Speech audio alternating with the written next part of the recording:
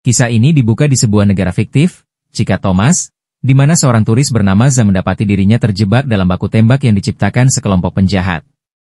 Tanpa alasan yang jelas, Zhang, yang belakangan diketahui bukanlah orang biasa, tiba-tiba bertindak.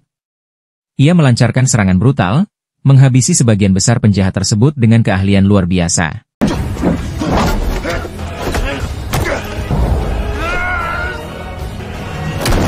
Motifnya saat itu masih misteri. Namun aksi mematikannya membuatnya dijatuhi hukuman 6 tahun penjara atas tuduhan pembunuhan tingkat 10. Ia dicap sebagai mesin pembunuh berbahaya. 6 tahun berlalu. Zhang telah menyelesaikan masa tahanannya dan kini berada di bandara, diapit 2 petugas polisi, siap dipulangkan ke negara asalnya. Saat proses pemeriksaan, sekilas ia berpapasan dengan seorang wanita dan putranya. Tak lain adalah istri dan anaknya sendiri. Mereka sengaja berpura-pura asing demi menghindari komplikasi administrasi dari pihak kepolisian. Di dalam pesawat, Zhang duduk di kursinya, berusaha untuk tetap tenang di tengah situasi yang janggal ini.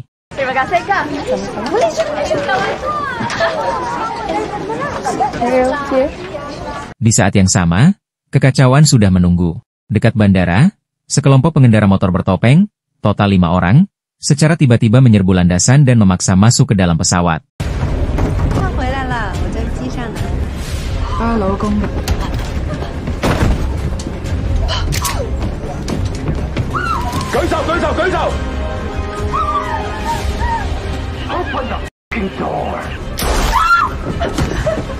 Mereka adalah pembajak yang langsung mengambil alih kendali. Darah segera tertumpah. 2 petugas polisi yang mengawal Zhang ditembak mati.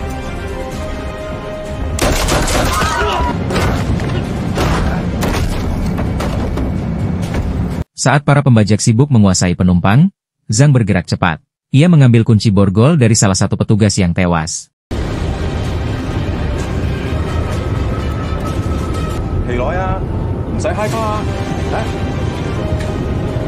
Pesawat lepas landas, dan di ketinggian, rencana pembajakan pun dilancarkan. Para pembajak memaksa pilot mengaktifkan kendali otomatis dan mengumpulkan semua penumpang di satu kabin. Mereka memeriksa setiap penumpang, dan saat itulah salah satu pembajak menyadari Zhang sudah berhasil melepaskan borgolnya. Hey you. Show me your hands. Ketegangan makin memuncak. Tujuan utama pembajakan terungkap, para kriminal mencari seseorang dengan tahi lalat di belakang telinganya. Pramugari dipaksa mengambil daftar penumpang, dan perburuan dimulai.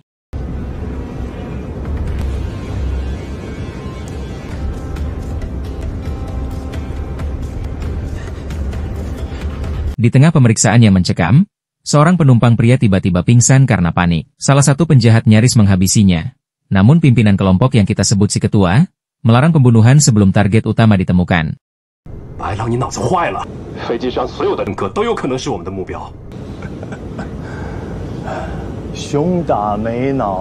Istri Zhang maju, mengaku sebagai tenaga medis, dan mulai memberikan pertolongan.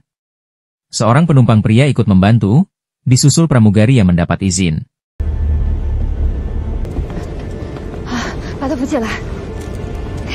Dalam kerumunan tersebut, penumpang pria itu berbisik kepada pramugari. Ia adalah polisi udara yang menyamar, membawa pistol di toilet, dan pelurunya tersembunyi di kotak P3K di bagasi. Pramugari segera menuju bagasi.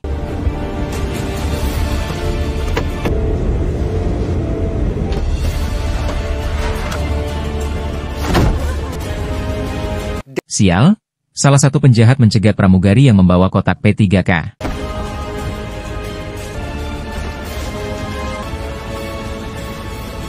Beruntung, kotak itu hanya berisi obat-obatan. Pramugari sudah memindahkan peluru itu ke tempat lain secara diam-diam.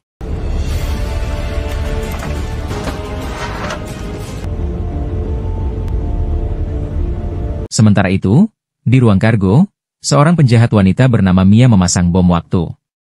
Misi mereka jelas, temukan target, lalu ledakan pesawat.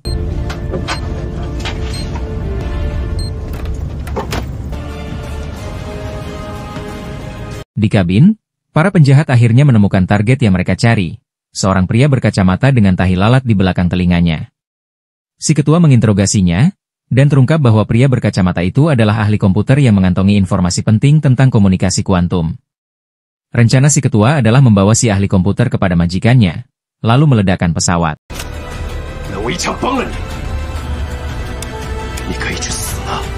Saat perhatian para penjahat teralih, Zhang melancarkan aksi solonya. Ia mengumpulkan aluminium foil, bola pingpong, dan baterai video game dari barang-barang penumpang, bahan-bahan untuk membuat bom asap.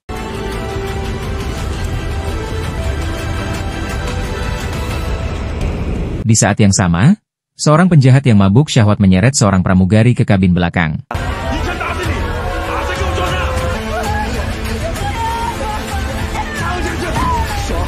Zhang, yang bom asapnya sudah selesai, bergerak cepat. Ia melemparkan bom asap, menciptakan kekacauan visual.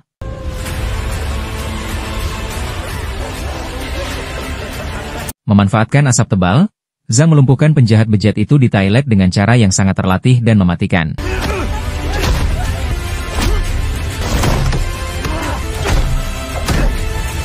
Setelah itu, Zhang menuju ruang kargo.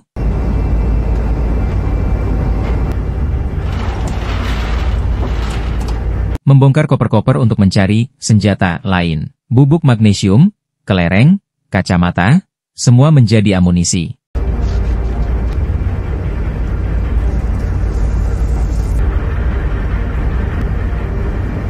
Di atas, si ketua mengirimkan sidik jari si pria berkacamata kepada majikannya. Namun, majikan menelepon kembali, menyatakan mereka salah orang.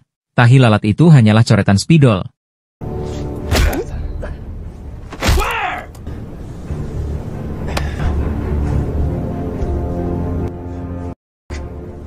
Belum selesai masalah target yang salah, si ketua menerima laporan tentang satu anak buahnya yang tewas di toilet. Si ketua segera menginterogasi penumpang. Ia menanyai seorang wanita bertopi bernama Yuli, yang ketakutan dan akhirnya terpaksa membocorkan bahwa pelaku pembunuhan itu berada di ruang kargo. Si ketua mengirim anak buahnya ke bawah.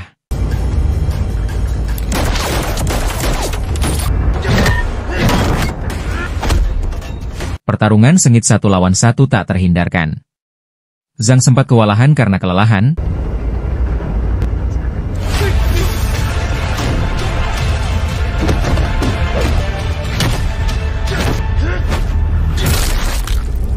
Namun ia kembali membuktikan dirinya dengan brutal. Ia menghabisi penjahat itu dan mengambil alat komunikasinya. Melalui alat komunikasi itulah identitas Zhang terungkap.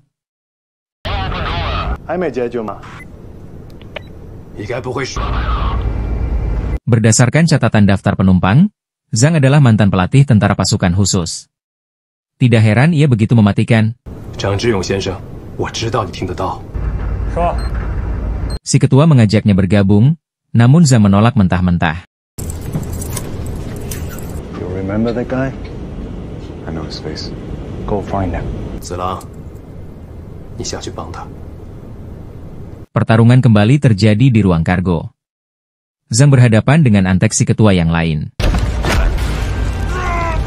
Dengan bantuan senjata-senjata rakitan dari barang-barang penumpang, Zhang berhasil melumpuhkan penjahat itu dan asisten si ketua.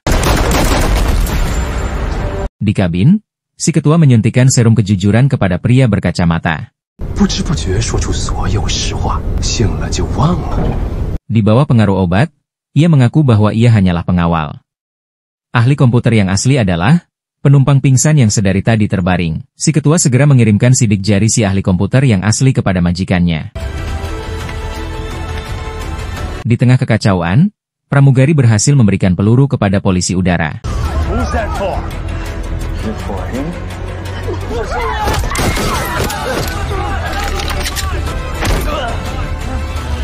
Namun, antek terakhir si ketua, seorang pria kekar asal barat, berhasil menumbangkan polisi udara. Tepat saat pria barat itu menodongkan pistol ke para penumpang, Zhang datang dan berhasil membuatnya tak berkutik.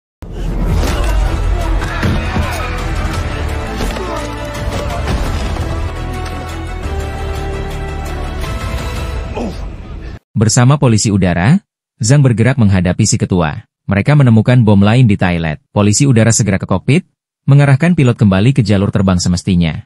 Mayday! Mayday! Mayday! We are now continuing with our flight as planned. This is Zhang dan si ketua berhadapan. Si ketua berhasil mengejutkan Zhang dengan serangan mendadak. Selama pertarungan, si ketua tak sengaja menembakkan pistolnya, memecahkan kaca jendela pesawat.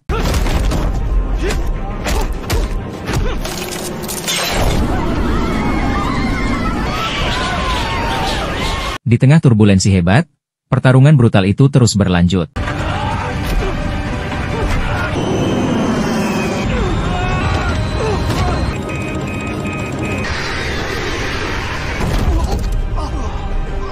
Saat pesawat kembali normal, Zhang berhasil mengalahkan si ketua, memborgolnya dengan tali, dan mengakhiri kekacauan di kabin.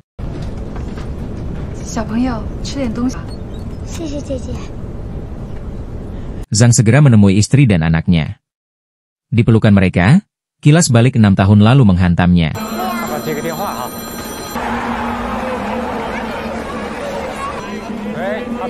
Ia ingat motif sebenarnya. Saat liburan, sekelompok penjahat melemparkan granat, dan granat itu meledakkan putri bungsu Zhang, membuatnya koma. Kini, motif pembunuhan Zhang sudah jelas, balas dendam.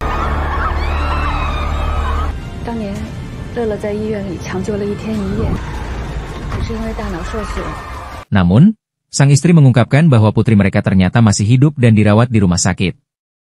Misi mereka kini adalah pulang dengan selamat.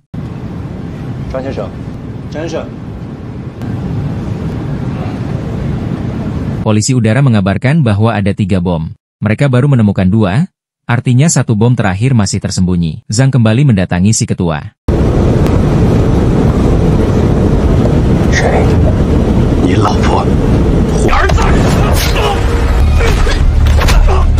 Tak disangka, Yuli si wanita bertopi ternyata satu komplotan. Pertarungan pun pecah kembali.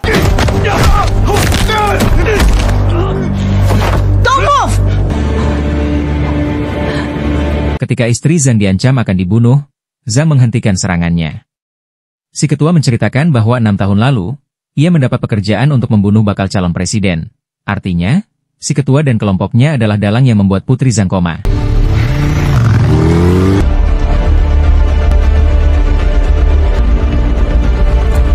Si ketua ingin Zhang menderita. Bom terakhir, yang disembunyikan di tubuh salah satu petugas polisi yang tewas di awal, kini diikatkan ke tubuh istri Zhang.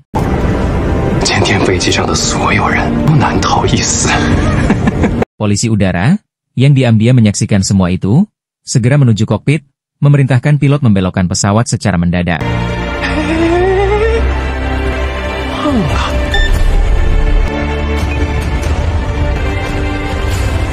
Saat si ketua dan Yuli bersiap melompat, manuver mendadak pesawat menggagalkan rencana mereka.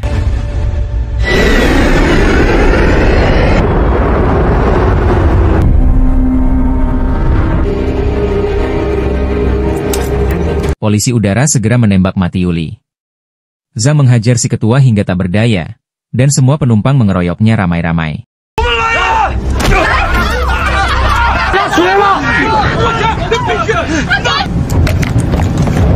Masalah utama kini adalah bom yang terikat di tubuh istri Zhang. Zhang tahu bom jenis itu tidak bisa dilepaskan tanpa meledak. Dengan pengorbanan yang mengharukan, dan demi keselamatan putra mereka serta seluruh penumpang, Zhang dan istrinya melompat keluar dari pesawat.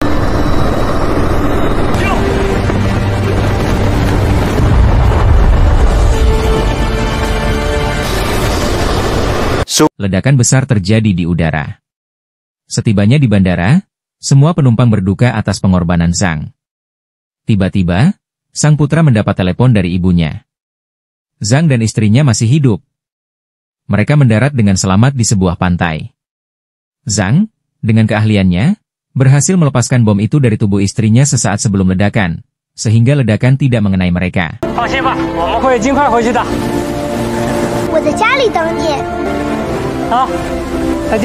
Beberapa waktu kemudian, di rumah sakit, Zhang menjenguk putrinya yang masih koma. Air mata tak berdaya mengalir. Namun, di tengah kesedihan, keajaiban terjadi. Sebagai buah dari pengorbanannya yang besar, putrinya sadar setelah 6 tahun.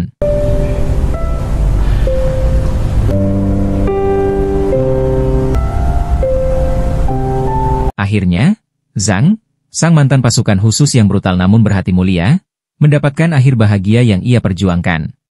Ikan hiu makan tomat. Tamat.